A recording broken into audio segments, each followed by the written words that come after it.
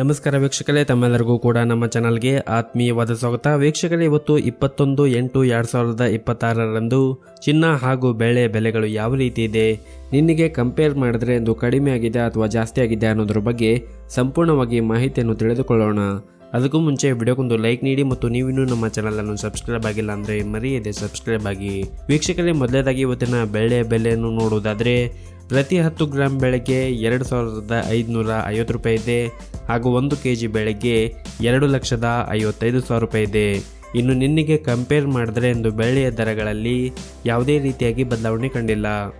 ಇನ್ನು ಈ ದಿನದ 22 ಕ್ಯಾರೆಟ್ನ ಚಿನ್ನ ಆಭರಣದ ಚಿನ್ನದ ಬೆಲೆಯನ್ನು ನೋಡುವುದಾದರೆ ಪ್ರತಿ 1 ಗ್ರಾಂ ಚಿನ್ನಕ್ಕೆ 14,710 ರೂಪಾಯಿ ಇದೆ.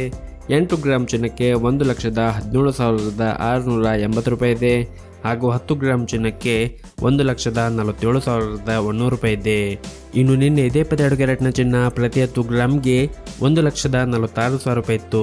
ನಿನ್ನೆಗೆ ಕಂಪೇರ್ ಮಾಡಿದ್ರೆ 22 ಕ್ಯಾರೆಟ್ನ ಚಿನ್ನದ ಬೆಲೆಗಳಲ್ಲಿ ಪ್ರತಿ 10 ಗ್ರಾಮ್ಗೆ 1,100 ರೂಪಾಯಿಯಷ್ಟು ಏರಿಕೆ ಕಂಡಿದೆ.